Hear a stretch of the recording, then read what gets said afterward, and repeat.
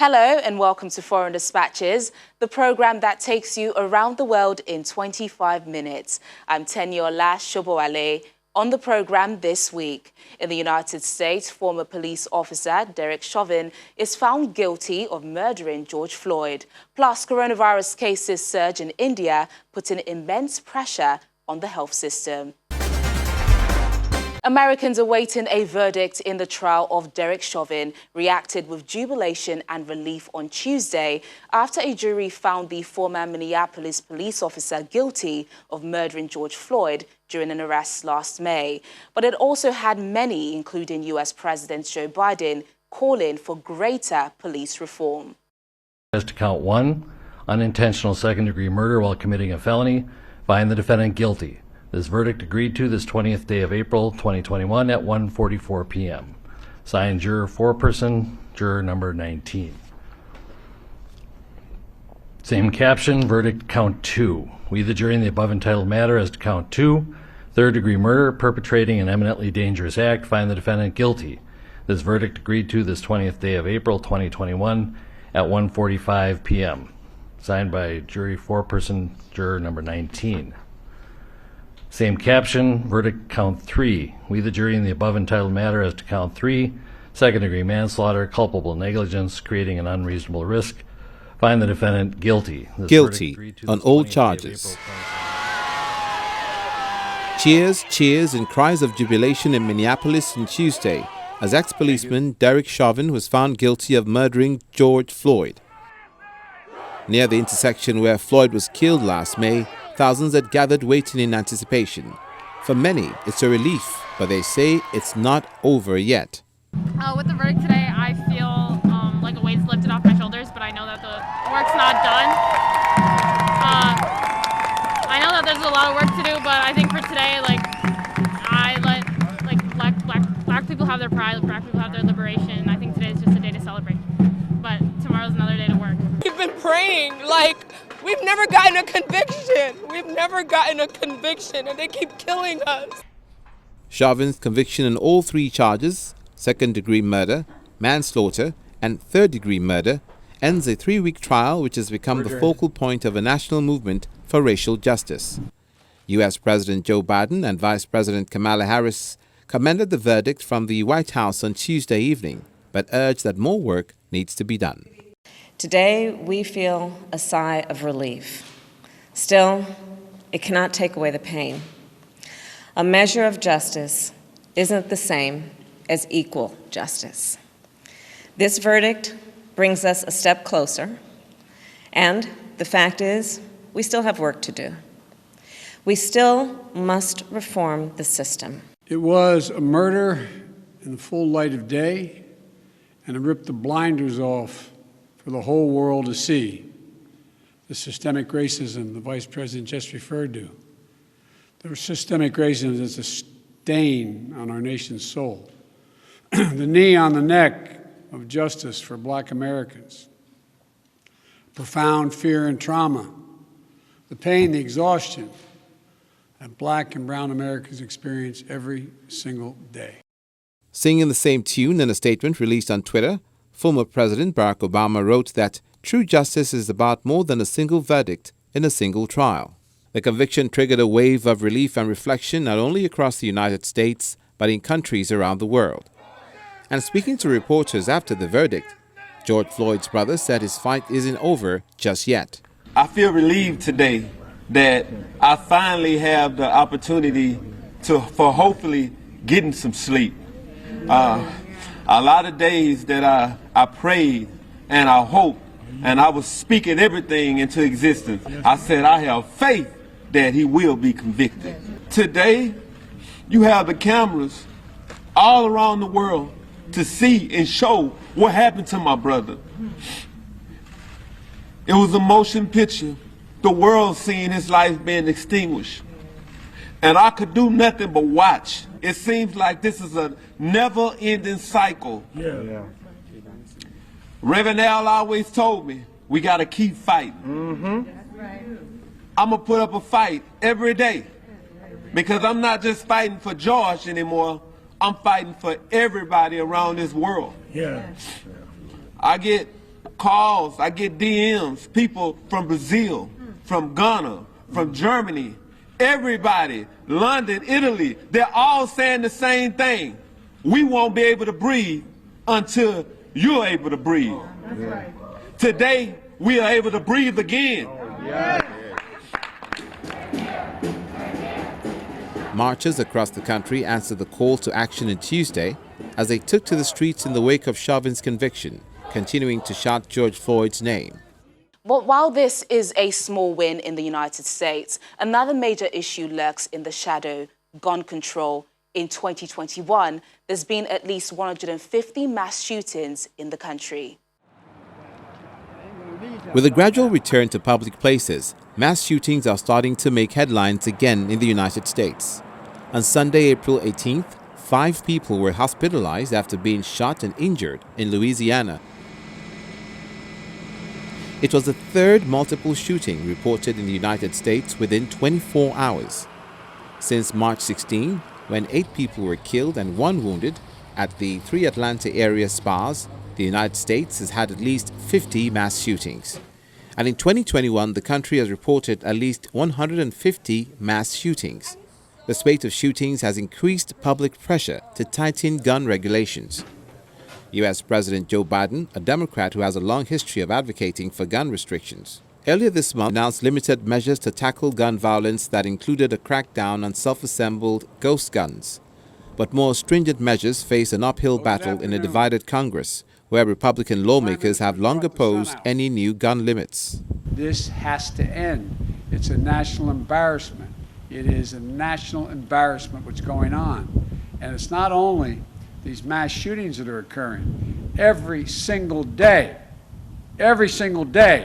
there's a mass shooting in the United States if you count all those who were killed out in the streets of our cities and our rural areas. It's a national embarrassment and must come to an end. I strongly support the universal background checks, which I continue to push. The Congress has to step up and act. The Senate has to act. And I strongly support and continue and never stop supporting the ban on assault weapons and magazines that hold more than 10 bullets. Gun control is a divisive issue in the United States, which has experienced a significant number of deadly mass shootings at schools and other public venues for decades. The U.S. Constitution's Second Amendment protects the rights to bear arms. According to figures compiled by the Centers for Disease Control and Prevention, nearly 20,000 Americans died last year as a result of gun violence, not including suicide, 25% higher than in 2019 and more than in any other year in at least 2 decades. To the COVID-19 pandemic now, as a second coronavirus wave tears through India, hospitals are struggling to cater to patients in need of beds, oxygen and medicines. India's tally of new COVID-19 cases hit a new record of more than 270,000 on Monday, pushing its total to more than 15 million, the second highest globally after the United States. New Delhi is facing an acute shortage of hospital beds as coronavirus cases spike higher. In one of India's largest COVID-only hospitals, some patients share beds. Medicines and oxygen is also in short supply. There are no beds in the hospitals, there are no beds in the ICUs, there are no ventilators, there are no medicines are in short supply, even oxygen is in short supply in more and more states, and those who have died are waiting for hours together for a decent cremation. What can be more dangerous and more frightening than this scenario? And the sad part is that the numbers are still rising. Therefore, coming few days may actually have even worse scenario. In central Raipur city, hundreds queue outside of a local hospital waiting for injections of antiviral drug remdesivir. We've been waiting to get injection. The day before, we were here since 6:30 a.m. in the morning and went home at 7 p.m. without eating anything, and we still didn't receive it. We are back here again, and it's the same thing. According to reports, space is also running out in the capital of Delhi's crematoriums and graveyards due to the rapidly increasing number of the coronavirus deaths. More than 181,000 deaths have been recorded since the pandemic began. Daily we are receiving so much bodies. The situation is so bad that we don't have time to do anything. We don't even have time to have a meal. India, a country of almost 1.4 billion people, has reported more than 200,000 new daily cases over the past few days, the highest in the world. On Monday, the government ordered a 6-day lockdown in Delhi, but the country itself is facing a second wave. The total number of cases of more than 15.3 million is second only to the United States. Amid the new wave, the world's biggest vaccine producer is also facing vaccine shortages, with millions of people waiting to receive doses. So far, about 108.5 million people have received the first dose of the COVID-19 vaccine, a small portion of India's billion population. Thank you very much, Mr. Speaker. Meanwhile, Britain has added India to its travel red list after detecting 103 cases of a coronavirus variant first identified in the country. Mr. Speaker, after studying the data and on a precautionary basis, we've made the difficult but vital decision to add India to the red list. This means anyone who is not a UK or Irish resident or a British citizen cannot enter the UK if they have been in India in the previous 10 days. UK and Irish residents and British citizens who've been in India in the past 10 days before their arrival will need to complete hotel quarantine for 10 days from the time of arrival. But despite reports of shortages of hospital beds and vaccination doses, religious festivals and election rallies continue. And criticism is mounting over how Prime Minister Narendra Modi's government is handling the COVID-19 crisis. And now to Brazil, another country battling a surge in cases. With people infected with coronavirus spending days in isolation away from their loved ones, nurses have found an innovative solution to extend them a compassionate hand with just a pair of disposable gloves. The fight against COVID-19 is a lonely one, with patients forced into isolation in intensive care wards, removed from family and friends. But two nurses in the small city of São Carlos in São Paulo state have discovered a way to help with 1 millimeter of latex and some warm water that mimics human touch. Nurses Samei Cunha and Vanessa Formenton improvised the technique they call Little Hands of Love while working in the Santa Felicia Emergency Care Unit. They fill latex medical gloves with warm water in a hospital shower, tying them off like water balloons. It is something that cannot be explained. It's unbelievable how fast you can see a change in the patients. It's magnificent. The two nurses developed the method about a month ago as the current brutal surge in COVID-19 was gaining speed. Brazil's outbreak is increasingly affecting younger people, with hospital data showing that in March, more than half of all patients in intensive care were aged 40 or younger. The country is now leading the world in daily average COVID-19 deaths and is second only to the United States in the total death toll. Among the COVID-19 fatalities are healthcare workers, with surveys showing around 1,200 doctors, nurses and medical staff having died from the virus across the country in 2020. Health officials in the South American country say many hospital intensive care units are operating at full capacity while running dangerously short of crucial medications and other life-saving supplies used for treating gravely ill COVID-19 patients. What we are seeing is extremely sad. People aged 35, 40 and 50 are becoming seriously ill or dying because of the disease. The situation is critical. We're running short of supplies. So many health professionals have died from this disease in Brazil. The cost has been and remains tremendous for these workers who are living this pandemic day in and day out and seeing its effects firsthand. As the battle continues, warming patients' hands have proven to have several benefits beyond the emotional support it can provide, including increased blood flow. We noticed that in addition to improving blood flow, the patient's hands being cold gives false readings of low oxygen levels, so warming the hand improves that issue. Also, because of the human element, the patient feels comforted, as if someone were holding hands with them. Hospitals around the city are now using the technique, with staff praising the hands of love for delivering immediate results. After vaccinating over half of its population, Israel is returning to post-pandemic life. We'll tell you more in a moment. Stay with us. You're still watching Foreign Dispatches on Channels Television. In some parts of the world, things are returning to some form of normal. Tearful reunions filled Auckland Airport on Monday as residents from Australia were able to travel freely to New Zealand for the first time in more than a year. The long-awaited Australia-New Zealand travel bubble means visitors no longer need to isolate on arrival. New Zealand welcomed the first passengers from Australia on Monday as the travel bubble between the two countries began.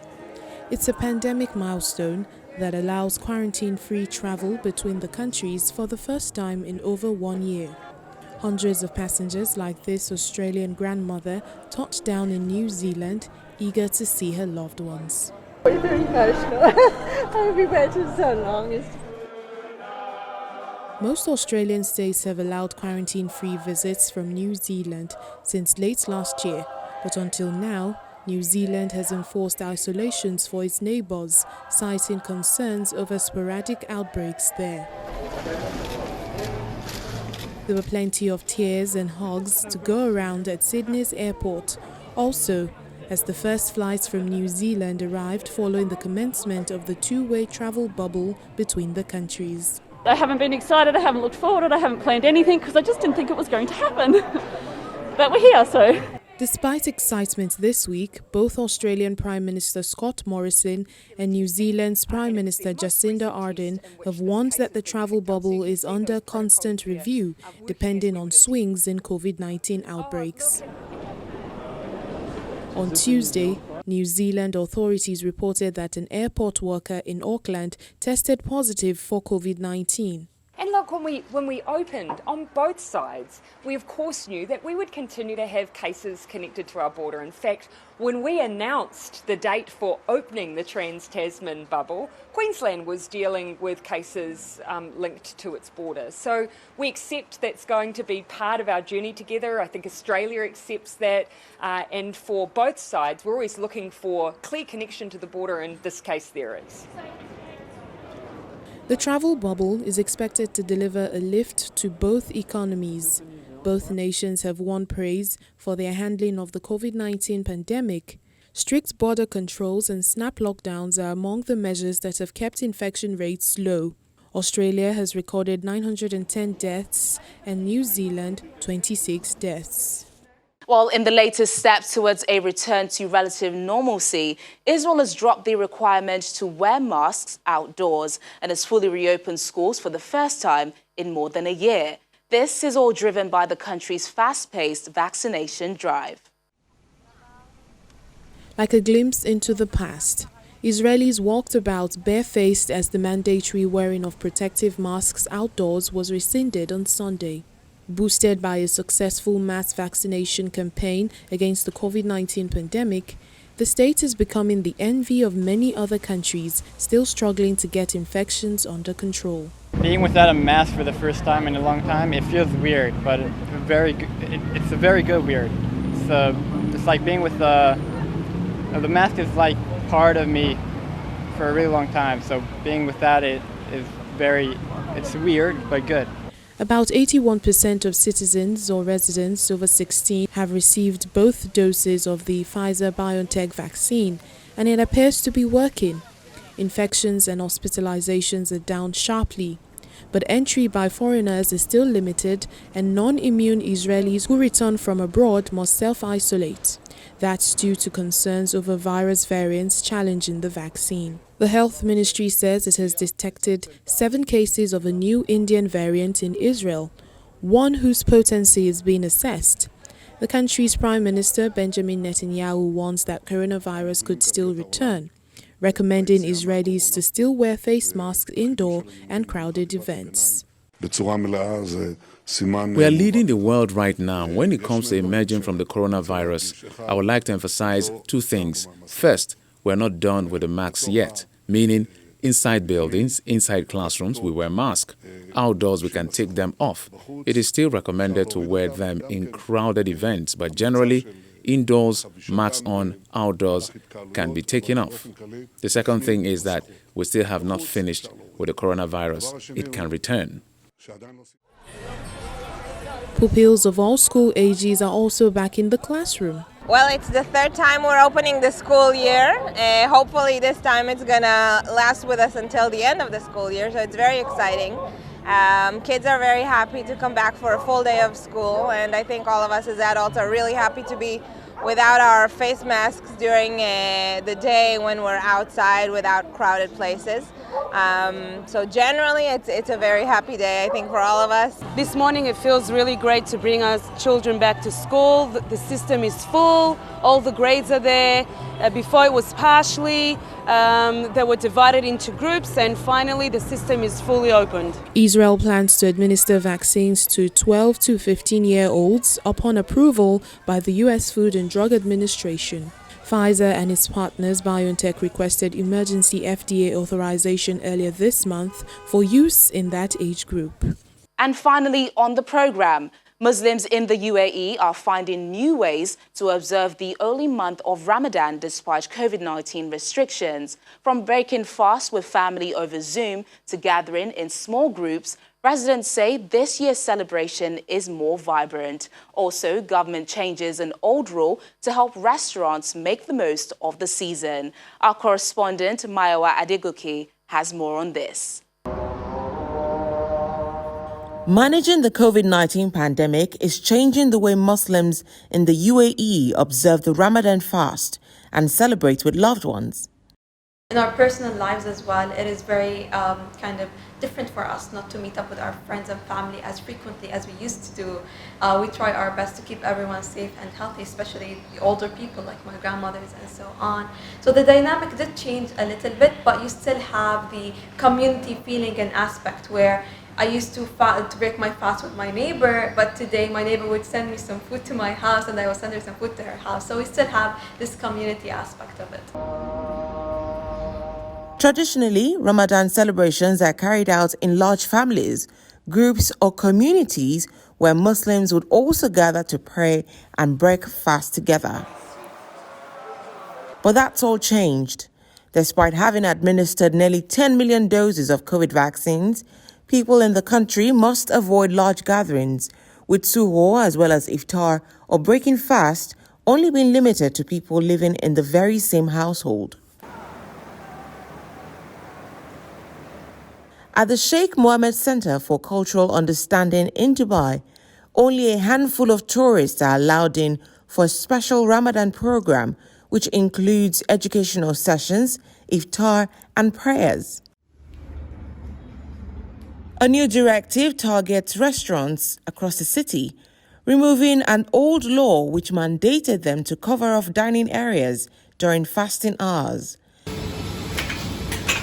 This has been lauded by business owners as a progressive solution to help the industry. We want to thank the government for bringing this new guidelines, which is a big help for all the restaurants, especially as a new restaurant we've opened now just before Ramadan starting. It is very encouraging. It is very encouraging and supportive. It encourages people to dine in, and it is like keeping a whole economy circle together. Like as the restaurants are open, people are going to dine in. So we are going to purchase vegetables or dry goods or everything, and it will keep employees also working more, and it is giving an opportunity to keep the entire circle covered. So as due to, especially after this pandemic of COVID, where Dubai has been fast recovery, and we see it as a more forward thinking. This will be helping us a lot to go forward on the business. Business during Ramadan is been slow, but we do have plenty of people coming, inquiring about us. We have just launched an iftar menu as well. So we're trying to cater for both parts of the communities. Meanwhile, tents which Muslims set up to distribute food for charity have also been prohibited, and for good reason, as the best act of charity in this season is not spreading the virus. Well, this is where we say goodbye till next time. Remember, our top stories are never far away. You can catch them on channelstv.com. Thank you so much for watching the program. I'm Teniola Shobowale. Stay safe.